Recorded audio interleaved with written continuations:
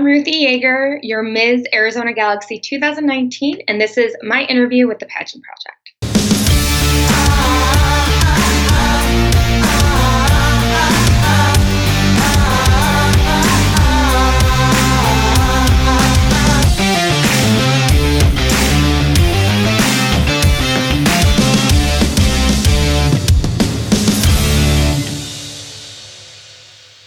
Hey everyone, it's Adrian from the Pageant Project. Finally, I had tech issues again. It wasn't Ruthie's fault, but I am here with Ruthie Jager, Ms. Arizona Galaxy 2019, finally. Ruthie, welcome to the show.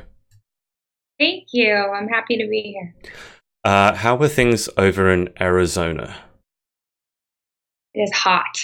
Right now we're in monsoon season, so, from what I hear, it hasn't been raining as much as it has in the past, so humidity has been striking a lot.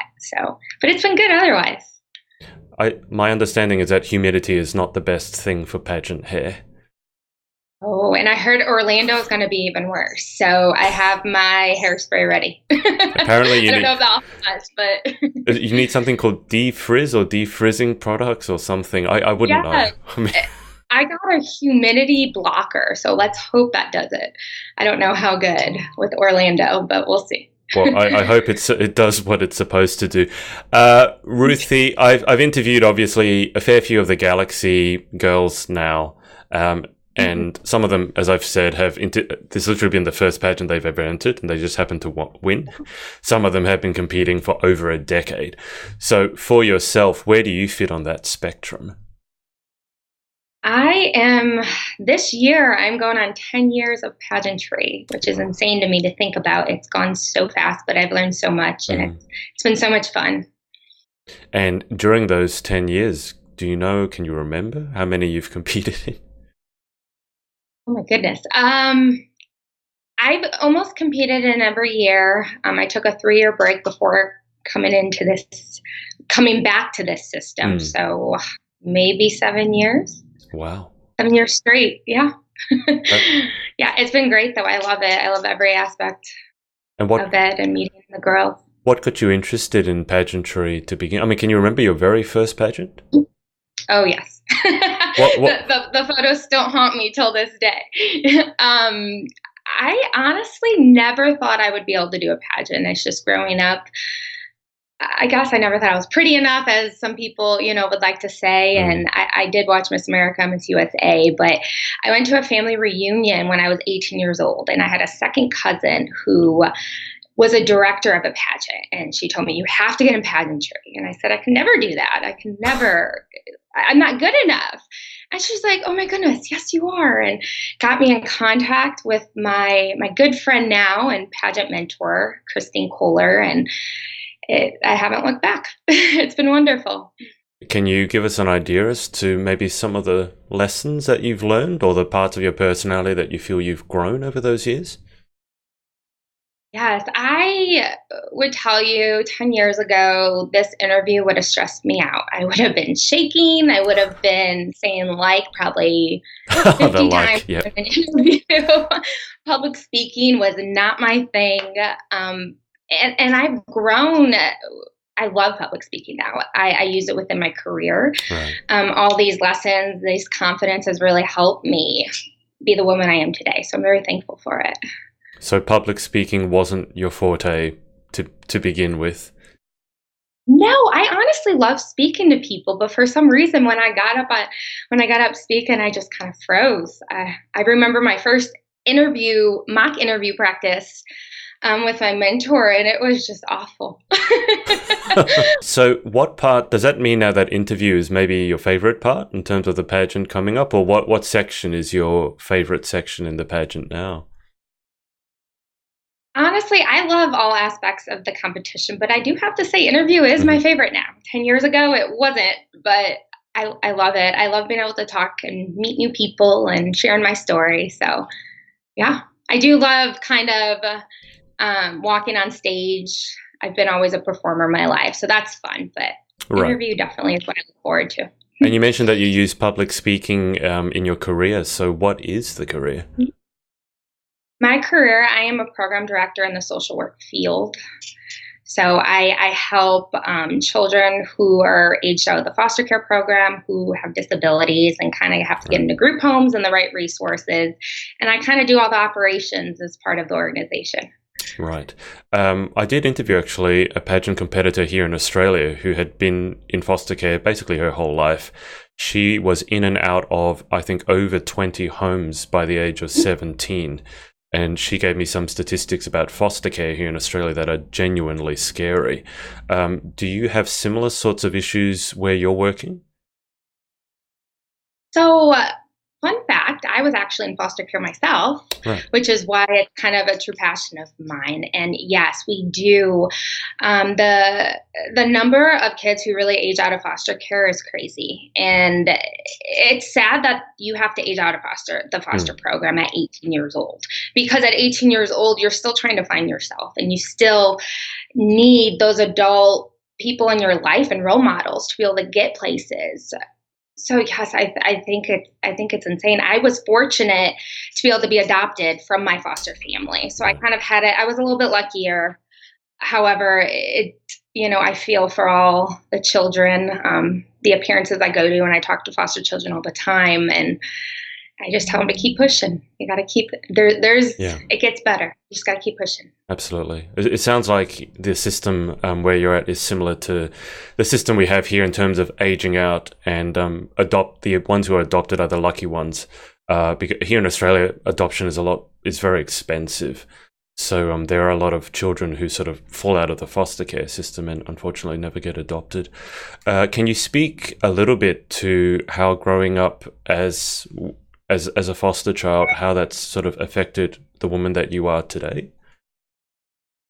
I've had some rough times growing up. I had a great childhood. I have adoptive parents who have literally saved my life, and I wouldn't be the woman I am today, but I did have challenges. I had neglect issues, just the feeling that I wasn't wanted as far as relationships, as far as when I went back and forth from my biological family to my adoptive family, I was always afraid that I was going to get taken again, because I loved my adoptive family. But as a child, you don't know better. So I struggled with that. And then just growing up, being diagnosed with mental illness, which stems from my childhood. But I look at all of those as a positive way, that I wouldn't be the woman I am today. I wouldn't be here sharing my story of how it's impacted me. So it's kind of like a blessing in disguise, really. Sure. For those of you watching Ruthie on the stream, if you have any questions for her, make sure to leave them in the comments and I'll pass them on to Ruthie. Melissa Jager has said, "Hello, Ruthie Jager." So I assume my sister. I assume that's someone that you know. Ada Peralta has asked, "What is your platform and why did you choose it?" The great thing I love about Galaxy is I don't have just one platform. I've been brought up with so many different things, such as in the foster care system. And I was born with a rare genetic disorder called PKU. And I'm actually a proud member of the LGBT community as well. I'm in a same-sex relationship. And I have used my year, and I continue to do that as Ms. Galaxy, if I were to be chosen, to really be a voice for all those who are struggling to love themselves. And that comes with who you love, and that comes with, no matter what your background is, knowing that it doesn't define you. So overall, that's my whole platform. It's multiple things that really makes me the woman I am today, and really just trying to share that you can do anything you want. It doesn't matter where you come from. It doesn't matter who you love. And I am so thankful for the Galaxy system, that Maria has a system that includes everybody. And I'm excited to be able to use my platform throughout this year. And hopefully, as Ms. Galaxy 2020, I will continue internationally as well. Can I ask, obviously being over in America, I don't have any experiences of this, but being in a same-sex relationship, in terms of pageantry, have you found that to be generally accepted, or did you feel like you had to hide it in previous systems? What's been your experience with that? Because that's hugely, hugely important. It is very important. So when I first started pageantry was when I really started to actually realize who I really was Mm. and who I loved. And so I felt as if I needed to keep it from people, especially the pageant world. Right. I kept it. I told my family and some really close friends, even some close pageant girlfriends know about it. And I guess I just felt as if judges really know who I was. They would bypass all the hard work I've done with multiple organizations Got it. and giving back to all these children that they will instantly think that I'm not a role model. Mm. And I always had this impression that from when I started pageantry, you become an instant role model. So I thought as if judges saw that they wouldn't look at me that way. So I did. I kept it for 7 years of my pageant career. And then after I gave up my state title in 2016, I took 3 years off, just had full anticipation of finishing grad school and Mm. focusing on that. But I really ended up finding more of myself, and I met my now fiance, and it's crazy when you're actually truly happy, nothing else matters. It doesn't matter what people think of you. And I finally fully found myself and said that I want to do pageantry again, but if I do it Mm. again, I want to be myself. I want to be 100% transparent with who I am. And if a system wasn't going to accept me for that, then I don't want to be their queen. With all respect, that was the honest truth. And so I was so thankful to find Galaxy, and Mm. I have competed in the past. And Maria just showcases inclusivity throughout the system, and Mm. she welcomed everybody. And I knew it was the system for me. And that's what I want throughout my year is to really talk about the Galaxy system, because Mm. I've had women reach out to me who I've competed with who told me, I'm in a same sex relationship too, and I'm closed off about it. How is the Galaxy system? And I was like, you have to try it. Mm. It really has just helped me and made this process so much easier. And I'm so thankful for it. That's absolutely amazing, and I'm so glad that Maria.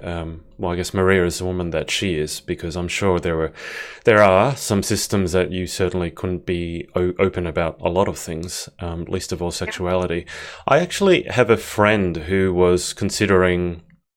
She identifies herself probably as bisexual, and Yeah. she was actually just throwing around with me the idea of whether she should actually be more open about that. And I didn't really feel like I could give her any advice because I'm heterosexual. Yeah. It might But be kind of hard. yeah, I thought it was an interesting question. I mean, if someone was to wonder, I guess, whether they should be more open about their sexuality or they should close it off and hide that part of themselves, what advice would you have for them? So, when it comes to my own advice, what I would give myself, it's really simple. But Mm. I do understand, because I've been there, that it's not really simple for everybody, Yeah. because we don't know who their family if they accept it. I was very thankful that my parents loved me, told me I love you no matter what, and that doesn't matter to us.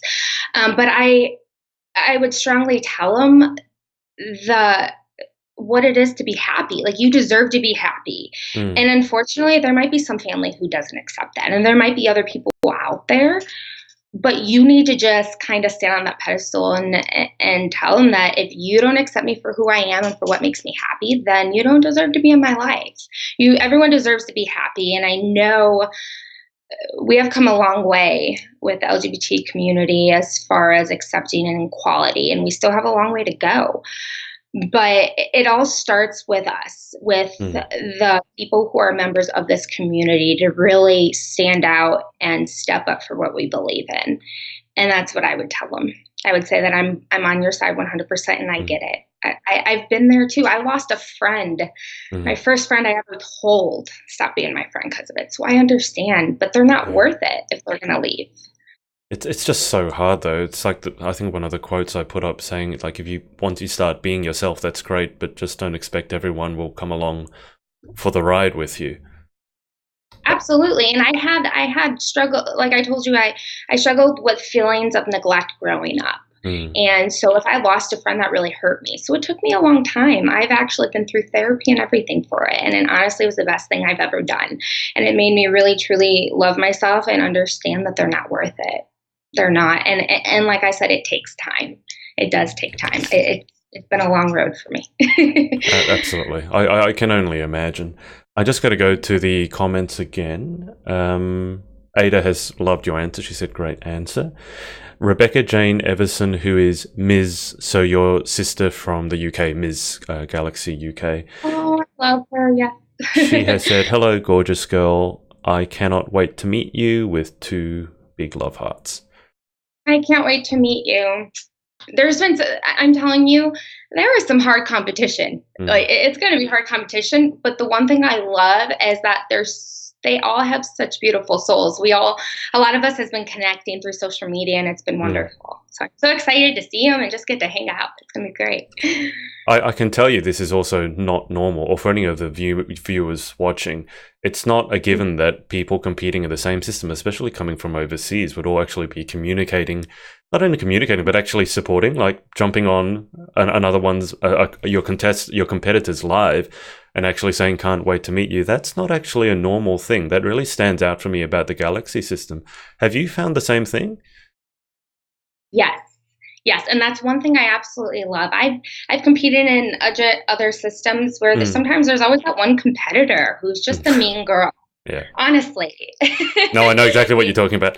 That's kind of what it is. So, and that's one thing about Galaxy. I competed as a Miss in 2013.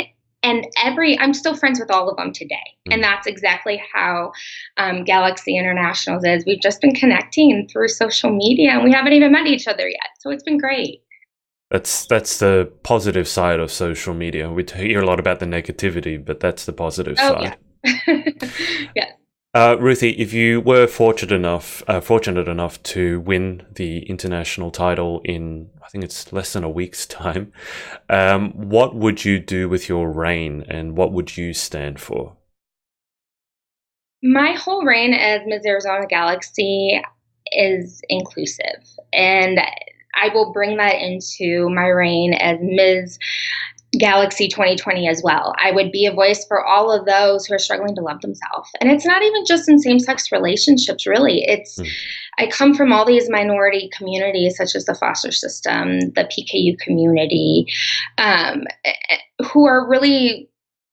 the odds were always against us. So I'm here as a successful woman with a dual master's degree, and I'm here competing for a pageant that I've been working really hard for, and I'm succeeding no matter what happens. I'm a successful woman, and that's what I want to showcase. And that's throughout my year. I really want to talk about the Galaxy system because, believe it or not, it has changed my life. It made a passion of mine so much easier. I wanted to come back, and I wanted to be 100% transparent. And I'm telling you, Maria has really made that easy. And I think that's something that we have to get more women on board with that. The Galaxy system needs to be it needs to be out there even more. I love it. And I'm excited to be able, if I get that opportunity, to be able to talk about it and really just to be, a voice for all those who are struggling. I just want to ask 2 quick questions. And guys, if you're watching and you have any questions for Ruthie, put them in the comments below. But you mentioned dual masters, so one wasn't enough. What are the dual masters degrees in? That's funny you say that, because I said that same thing when I announced I was going to do it. I said, one's just not enough for me. I have a master's of social work and a master's of business. Right. So that kind of works hand in hand with being administrative in the organizations I work with. Right. So it's great. And you mentioned, was it a genetic disorder, PKU? Am I correct? It's actually a very rare disorder. It's 1 out of 15,000 are diagnosed in the U.S. So it enables me to break down protein. So I actually can only have 6 grams of protein a day. I'm missing that enzyme to break it down. If I were to have over that, it's toxin to my brain, and it's hard to focus, and it's hard to really even hold down a job. And but finally, after over 10 years, they just came with, I don't want to say a cure, it's a treatment, an injection. So I inject myself every day, and it's kind of like a gene therapy. So I get to inject myself, and over time, I finally just had my first bite of a cheeseburger probably about a month ago. Oh, no wow. Joke. Wow. Isn't that crazy? Yes. Because I couldn't have it before because of all the protein. Yeah. So I'm trying it's been open like a world of new foods to try. And it's actually very fun. So it's crazy what science can do nowadays. So do you still need to inject yourself on a daily basis? Yes, I do. It's kind of, I compare it to like insulin. I have to have it every day to be able to eat that. And I'm still slowly building up, having more protein. I still have to, build up my dosage, but I'm able to have more. So I can have some meat now, which is really exciting.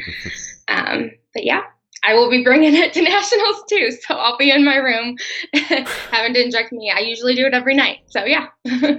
I don't know if you saw my interview with Emma last night. She's Miss Galaxy UK, and she has that stated big phobia of needles, so much so that when she was in hospital, she said she hid under the covers when the blood nurse came around, and she has to be held down. So maybe don't show her your needles, or if you're that way inclined. I had a phobia of needles as well, and this kind of like made me like okay with it. It was either you're going to stay on this low protein diet your whole life, that's no fun, or you're going to suck it up, and let alone I have to give myself the injection. So that's even worse. Well, a low protein diet, is that basically like a vegetarian or even a vegan diet? So they say it's a vegan without the soy, because you think of soy has protein. A lot of protein in it. Yeah. So I grew up with vegetables, fruit. They make these low protein meals. It's kind of like pasta, low protein pasta, that type of thing that we order from special companies that specifically make food for PKU, for people with PKU. So I just become accustomed to it. So it really was nothing. So this whole new world of food is exciting, but also like I can't get myself to try fish. I can't do it right now. Maybe one day I can get myself to try fish, but right now I can't because it just doesn't look good to me. What sort of fish? You mean the fish with the whole thing and the head and the tail, or just fish? I don't know when I see people cook fish, it just like pizza was always something. I love pizza now. Seriously, probably my favorite. So when I would see people eat pizza, I'm like, ooh, that looks good. But fish, it just doesn't look appealing. It doesn't look appealing, especially in the stores when it still has the head on it. I can't do it. I would, if you were here in Australia, I'd suggest just getting the fillet or the fillet of salmon. Probably we have really good salmon here, and that doesn't have something that's a bit less fishy, maybe, because sometimes you get the fishy smell and it might set you off. But I've heard that would be helpful. So eventually, I will. It'll come someday. Can you tell us on the topic of seafood? And so you're from Arizona, obviously, and I know that in America it's more that the queens are representing states versus, for example, the Australian queens are representing Australia and the UK queens representing the UK.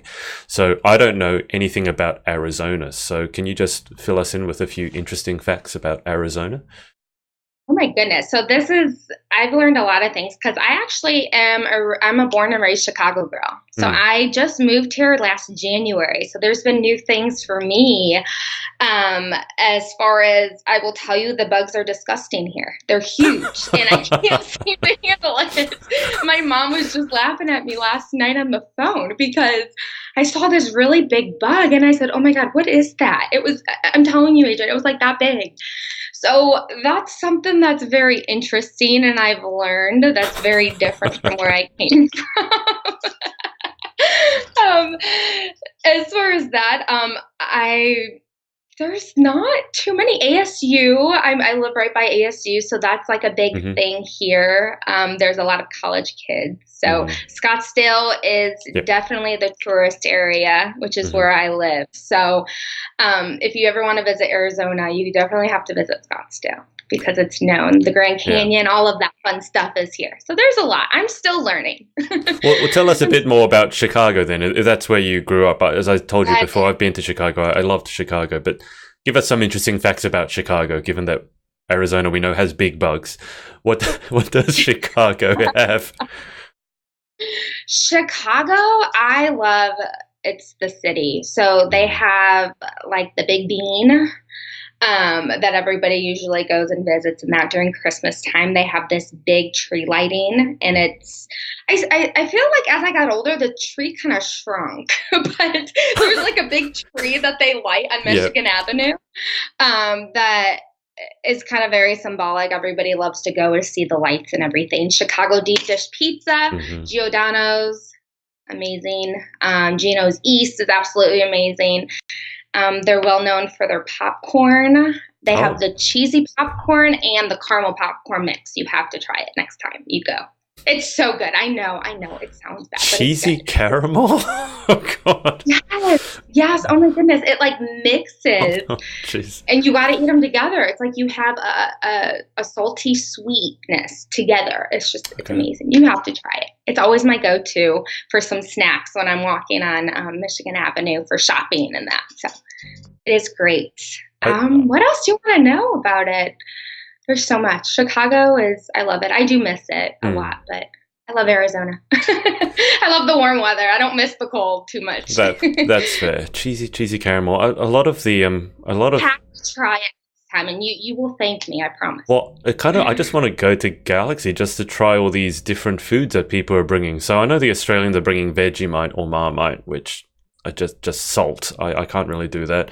The UK girls are bringing over Biscoff, which I still don't really understand, but apparently I saw that. Kaylee, are you talking? Yeah, she wants to be a taste tester in the Biscoff factory. She's obsessed. Apparently it tastes like cinnamon. Now you're talking about cheesy caramel. It's like there's going to be a lot of, forget the accents, there's going to be a lot of different cuisines. We're going to have a whole international feast. And Maria is famous for her southern cooking, so I've heard. I've been seeing, and I watched her interview. I said maybe she should just make it for the whole pageant. You know, all the she would be slaving around in the kitchen forever. That wouldn't be good. Got to give the poor woman a break. I think she'll be busy enough being the director, let alone be the chef, personal chef for all of you. I'm just going to go back to the comments. Christine Kohler has said, "Hi, Ruthie. You are such a beautiful soul inside and out," with a kiss. Christine has also said, "There is something truly amazing about Ruthie. I have known her over 10 years, and I couldn't be happy to see her compete in the system again, but now as a Ms. with a little crown."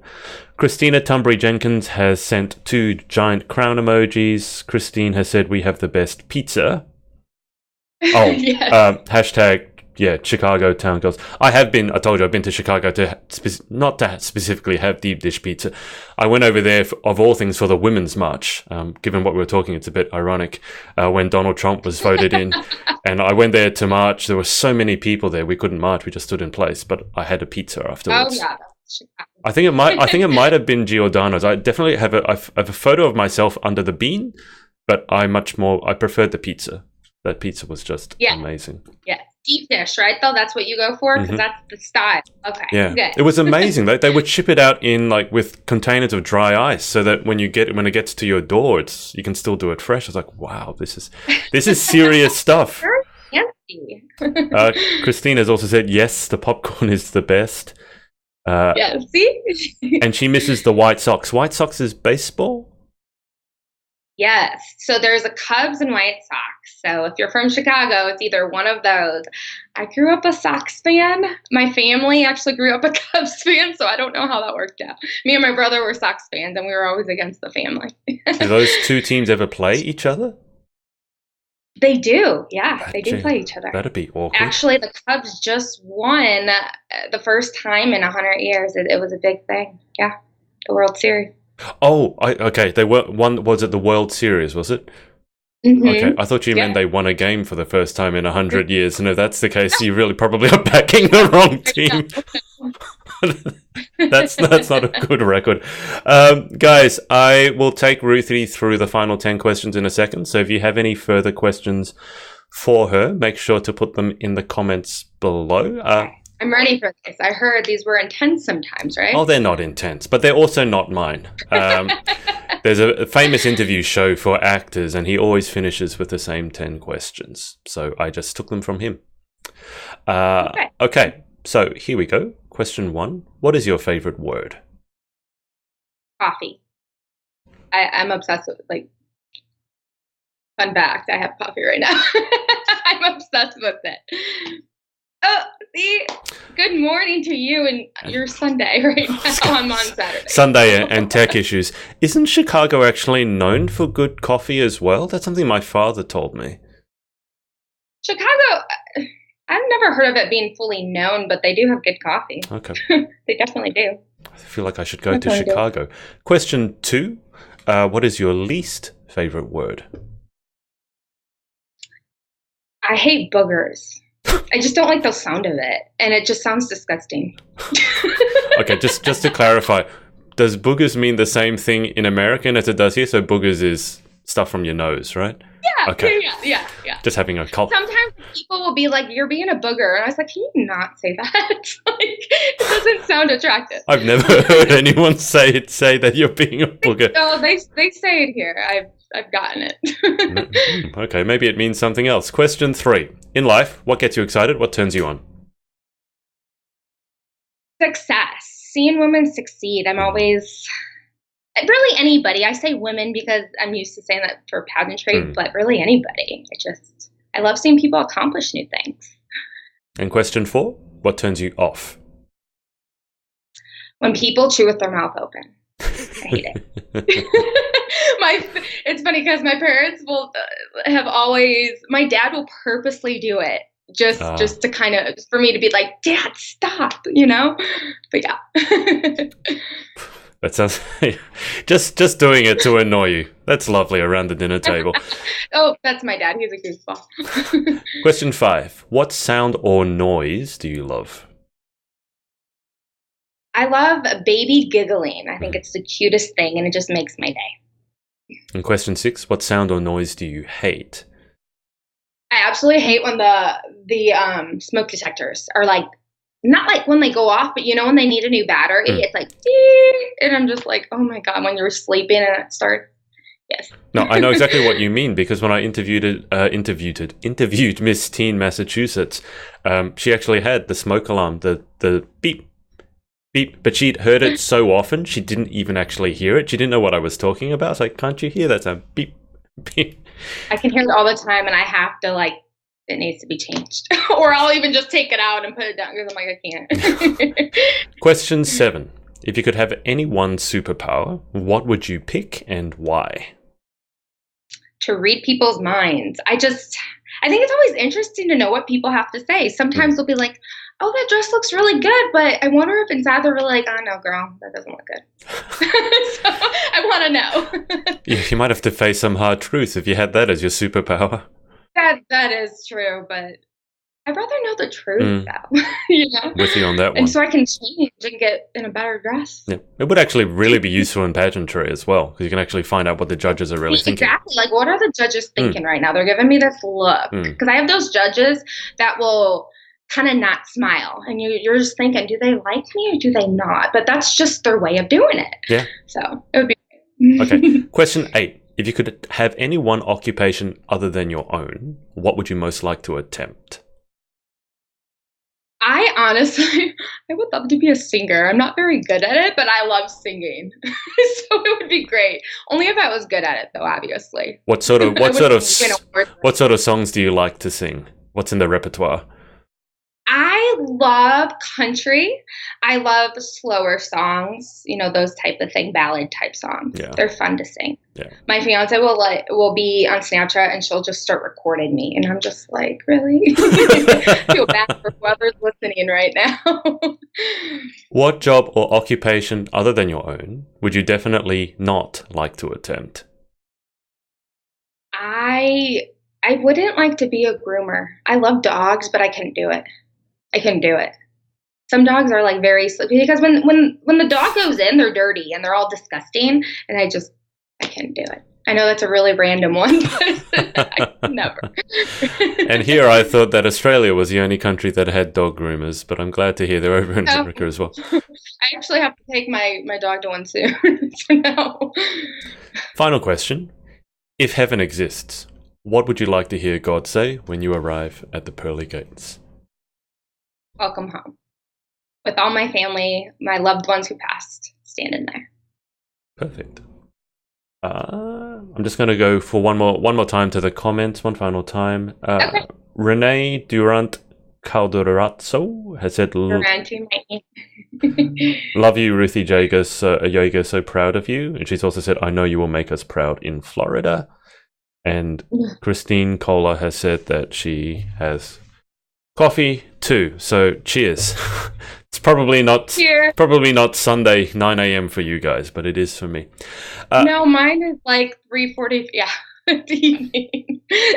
Ruthie, just before I let you go, is there anyone that you would like to give thanks or a shout out to?